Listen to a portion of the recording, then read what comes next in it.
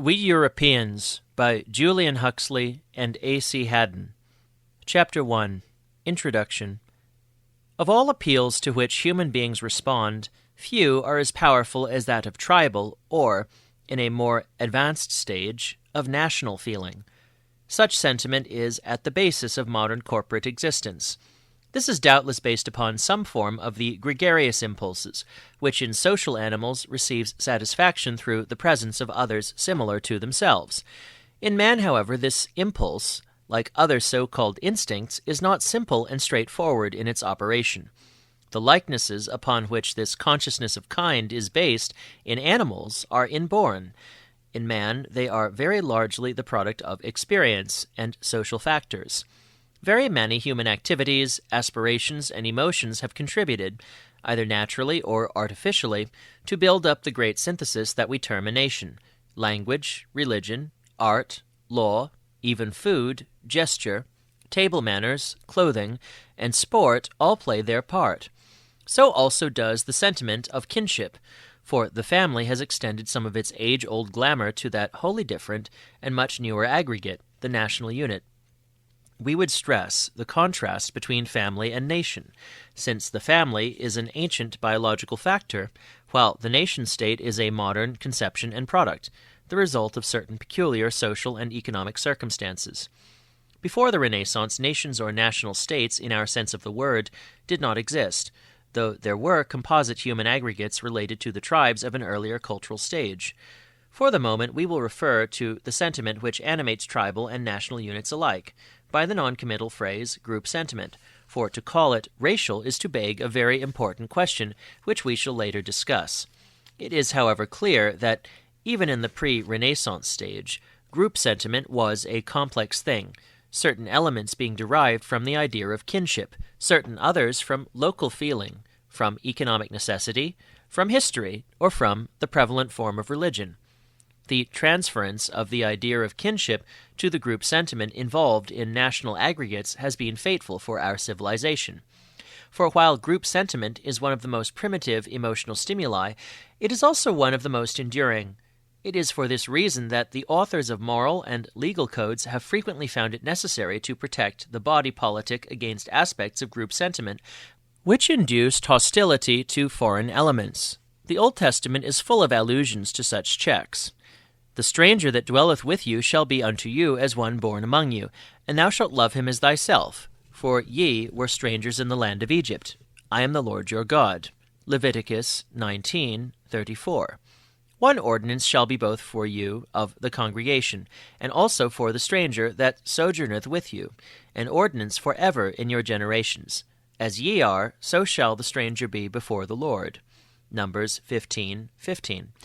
One of the most gracious parables of Jesus is devoted to the discussion of who is our neighbor, Luke 10:25-37, and the very basis of Christianity is the proclamation, there is neither Jew nor Greek, there is neither bond nor free, for ye are all one in Christ Jesus, Galatians 3:28.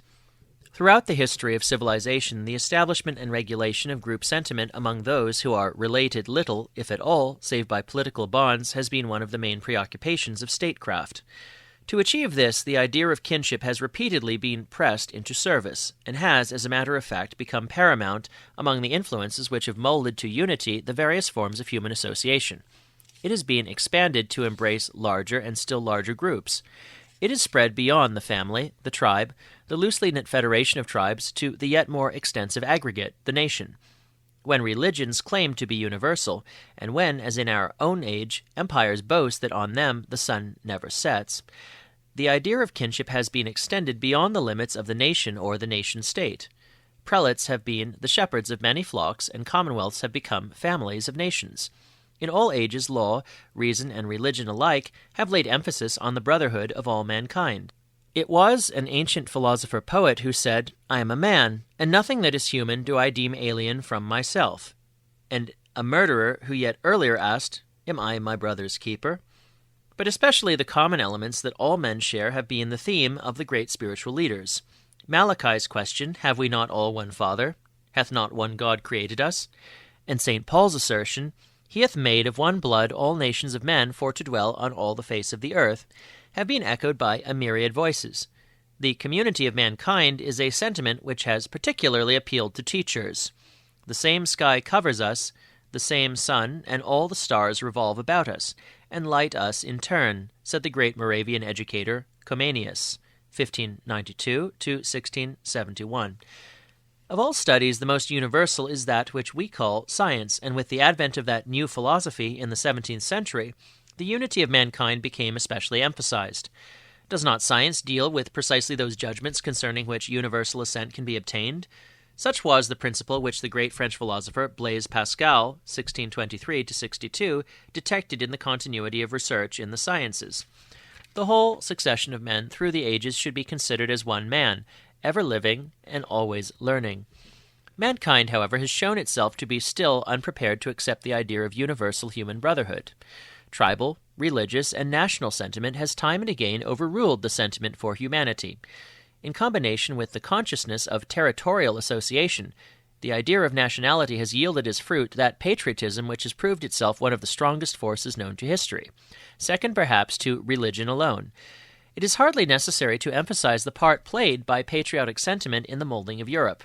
The passionate desire for freedom from foreign domination, which, we may note in passing, is very far from the desire for freedom itself, with which it is often confused, was one of the preponderating factors on the European political stage of the 19th century. In Germany, it broke the power of Napoleon, and later created an empire. It freed Italy from the rule of Austria and made her a nation. It almost drove the Turk out of Europe, and provided nuclei of nationalist crystallization for Greece and for the peoples of the Balkans. It has also been the main idea in the formation of the succession states after the War of 1914-18. All the movements towards national unity that were so characteristic of the 19th century present certain features in common. Among these, we would especially note the rise of a myth, so similar in all these cases that we must suppose that it is a natural way of thinking for peoples in like circumstances. Among all the newer and almost all the older nationalities, a state of freedom from external political domination has been projected into the past and associated with a hypothetical ancient unity, itself considered as derived from a common inheritance. The implications of this unity were left vague. Sometimes they were conceived in a legal and historical sense, but often also they were grafted on to a conception of kinship regarded as a matter of physical transmission. The Romans were as brothers in the brave days of old, despite their diverse origin, actually emphasized by their own legend of the rape of the Sabine women. A nation has been cynically but not inaptly defined as a society united by a common error as to its origin and a common aversion as to its neighbors. The economic movements of the 19th century gave rise to unparalleled social and political dislocations. The resulting conflicts have, by some, been interpreted as originating from a disparity of racial elements in the populations involved. It is, however, true that such disparity, if it were the real cause of these struggles, must have existed for many centuries in the populations before these disturbances declared themselves. The interpretation that has been put on these phenomena must therefore inevitably lead to an inquiry as to what extent the claims to racial unity, which are explicit or implicit in recent nationalist controversy, have a basis in reality. A further question necessarily arises in this connection. Even if we assume that for any given national unit it were possible to establish a specific human type, does the scientific investigation of questions relating to that type or to any type afford justification for the view that it should be fostered and its survival encouraged to the exclusion of all or any other types? In coming to a conclusion, we must remember that every people has ascribed to itself special powers and aptitudes. Such claims may, at times, assume the most ridiculous forms. There is not one, but a multitude of chosen peoples. Allowing for differences of atmosphere and language, some of the noblest claims made for the British by Mr. Kipling, for instance, are closely similar to the claims made for the tribes of Israel by the authors of certain biblical books. Truly ye come of the blood, slower to bless than to ban, little use to lie down at the bidding of any man. There's but one task for all, one life for each to give. What stands if freedom fall? Who dies if England live? With the white man's burden may be compared the 49th chapter of the book of Isaiah. The Lord hath called me from the womb, And he said unto me, Thou art my servant, O Israel, in whom I will be glorified. It is too light a thing thou shouldest raise up the tribes of Jacob, and restore the preserved of Israel. I will also give thee for a light to the Gentiles, that thou mayest be my salvation to the end of the earth, that thou mayest say to the prisoners, Go forth, to them that are in darkness, show yourselves. When, too, we read in Madison Grant's The Passing of the Great Race that the greatest and most masterful personalities have had blonde hair and blue eyes, we can make a shrewd guess at its author's complexion. A flaw in his line of thought is that the same claims are made by brunettes. Passages claiming leadership of the world can, in fact, be elicited in abundance from French, German, Italian, Russian, and American literature, to say nothing of the literatures of lesser peoples.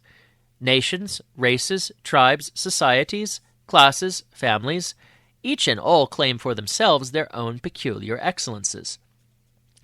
The term race is freely employed in many kinds of literature, but investigation of the use of the word soon reveals that no exact meaning is, or perhaps can be, attached to it, as far as modern human aggregates are concerned. Even the origin of the word race is uncertain. Etymologists have disputed as to whether it is ultimately of Semitic or Slavonic origin. Certainly it entered the Western languages late, reaching English from French in the 16th and German well on in the 18th century. It was originally used to denote descendants of a single person, or couple, as in the phrase, the race of Abraham, in Fox's Book of Martyrs, 1570 edition, the first known occurrence in English, or in a spiritual sense, the race of Satan, in Milton's Paradise Lost, 1667. The word was not employed in the authorized version of the Bible, where it is represented by the words seed or generation.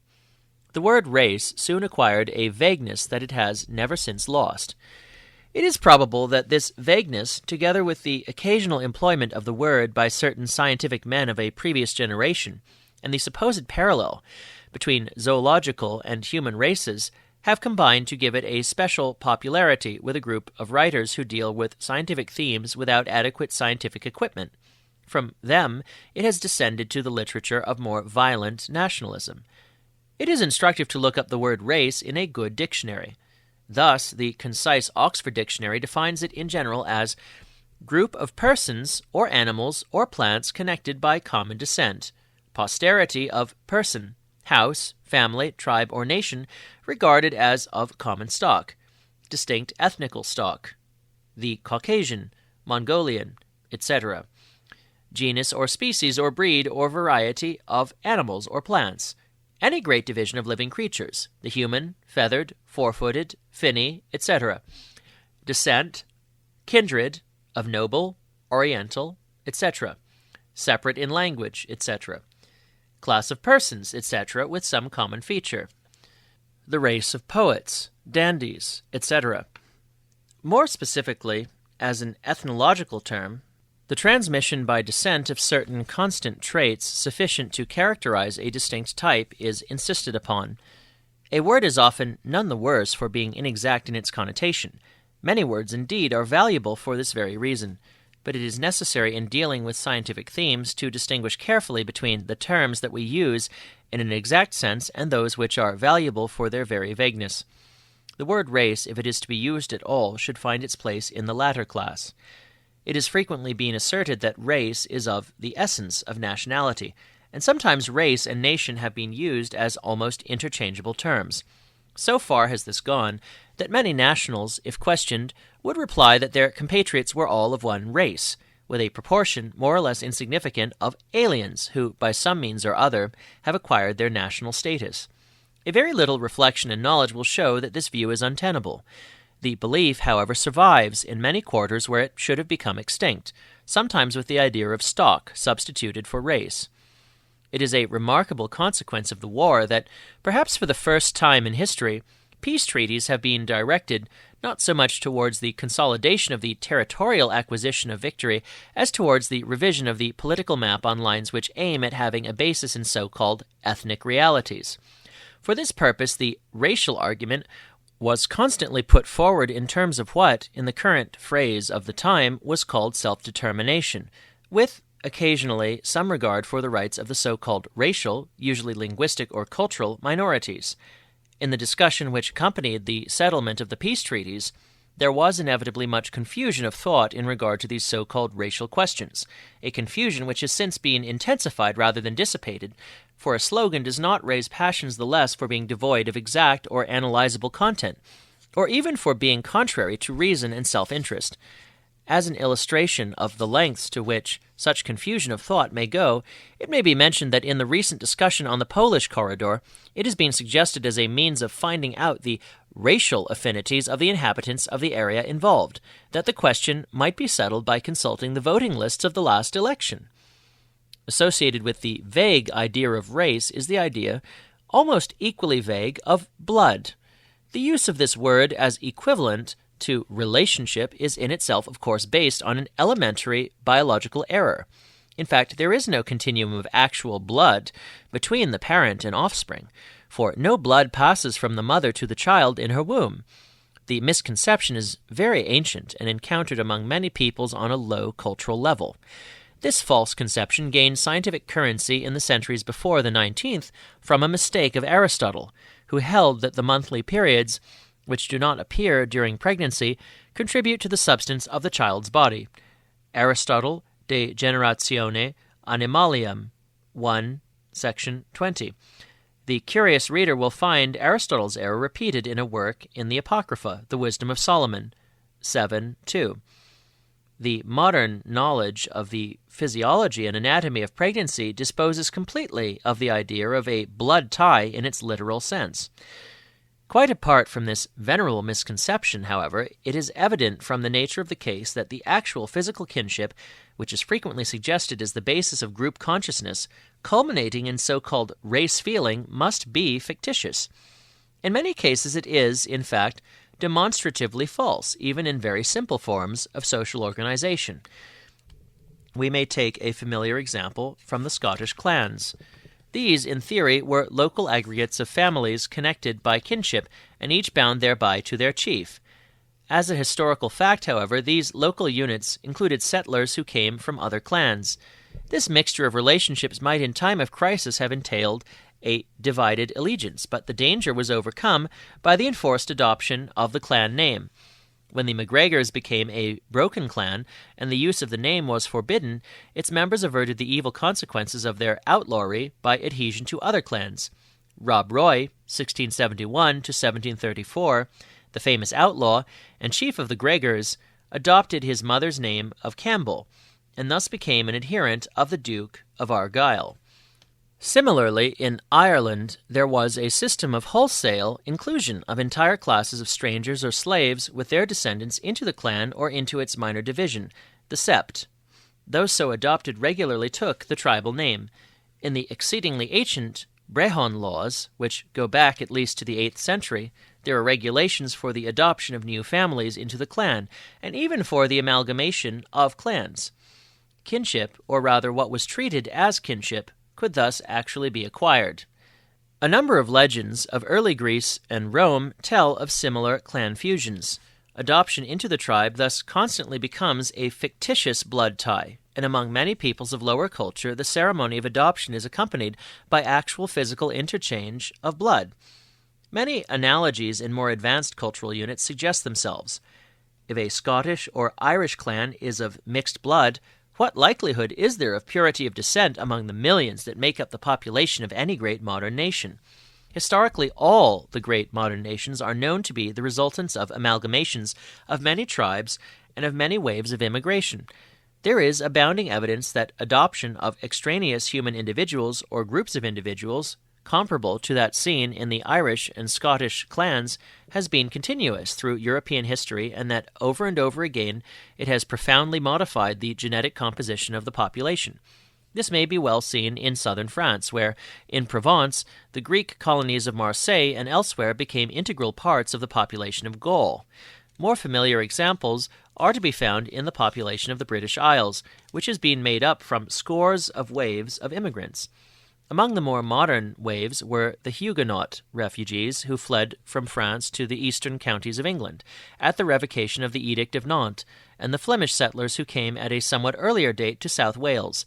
Both have long ceased to be separate groups, and their descendants can no longer be sharply distinguished from the extremely complex mixture which forms the general population of the country. Group sentiment, when submitted to analysis, thus proves to be based on something much broader but less definable than physical kinship. The occupation of a country within definite geographical boundaries, climatic conditions inducing a definite mode of life, traditions that gradually come to be shared in common, social institutions and organizations, common religious practices, even common trades or occupations. These are among the factors which have contributed, in greater or less degree, to the formation of national sentiment. Of very great importance is a common language, strengthened by belief in a fictitious blood tie. But among all the sentiments that nurture feelings of group unity, greater even than the imaginary tie of physical or even of historic relationship is the reaction against outside interference. That, more than anything else, has fostered the development of group consciousness and has made possible the isolation and growth of a common life and common institutions. Pressure from without is probably the largest single factor in the process of national evolution. It may perhaps be claimed that even admitting the incorporation into the nation of many individuals of alien blood, it is nevertheless possible to recognize and differentiate the true stock of a nation from the foreign. It is sometimes urged that the original stock represents the true national type, British, French, Italian, German, and the like, and that the members of that stock may readily be distinguished from the others.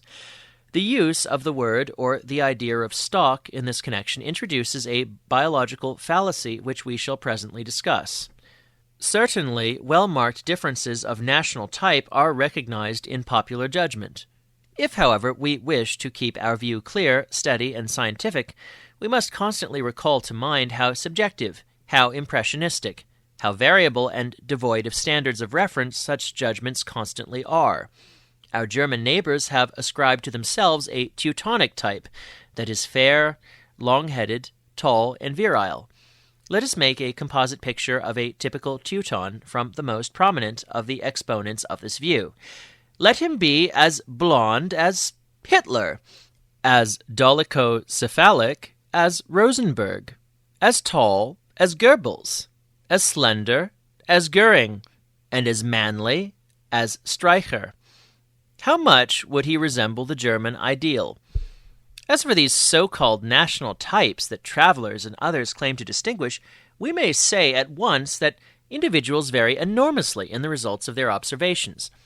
To some resemblances, to others differences, make the stronger appeal. Between two observers, attention will tend to be directed to entirely different characters in the same population. Furthermore, general conclusion as to the character of any given population will depend on how far the material examined is what statisticians call a true random sample. A traveler who lands at Liverpool and carefully explores the neighborhood of the great industrial area by which that port is surrounded would form a very different view of the population of England from one who landed at Southampton and investigated agricultural Hampshire. Both would obtain different results from one who landed in London, and all three from the painstaking investigator who undertook a tour of observation from Land's End to John O'Groats. Observations in Normandy or in Bayonne will give a very different impression of the French from those made in Provence, while a superficial anthropological observer from Mars who had landed in some corner of North Wales might easily imagine himself among a Mediterranean people.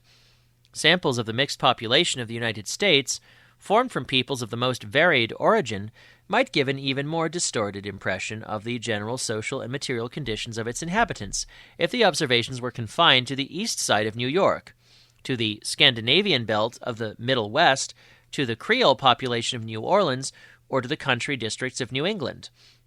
When, in fact, the differences which go to make up these commonly accepted distinctions between racial stocks and nationalities are more strictly examined, it will usually be found that there is very little in them that has any close relation to the physical characters by which race, in the biological sense, can be distinguished.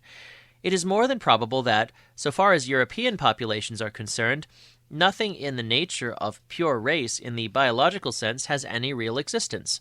Whether it ever had is a problem which we shall discuss later. In considering the characters of different nationalities, it will generally be found that the distinctive qualities upon which stress is laid are cultural rather than physical, and when physical, they are often influenced by climatic and cultural conditions. Stature is certainly in part a function of environment. Pigmentation, fairness, or darkness, unless submitted to scientific record and analysis, is an illusory guide. How many Englishmen could give an accurate estimate of the percentage of dark-complexioned people in England, which is, in fact, a country whose inhabitants are more often dark than fair? Expression must obviously be determined largely by the content and habit of thought. In point of actual fact, the most crucial factors on which most observers' judgment will depend will be dress and behavior. In dress, the use, degree, and contrast of color at once attract the eye. In behavior, facial expression, gesture, and speech, especially volubility and intonation, attract much attention. These, however, are in the main cultural factors, the results of fashion, imitation, and education. It is true that attitude and movement and the use of the voice have physical bases, for which, however, it is not possible in the present state of our knowledge either to assent or to deny a biological value as criteria of descent. But it is nevertheless certain that, in virtue of their patent transmission by imitation, they must be regarded as mainly dependent upon a cultural and not upon a biological inheritance. It is interesting to note that in Hitler's book, Mein Kampf, his racial characterizations and differentiations, more especially of the Jews, are based not on any biological concept of physical descent, as to the essential nature and meaning of which he exhibits neither knowledge nor insight, but almost entirely on social and cultural elements.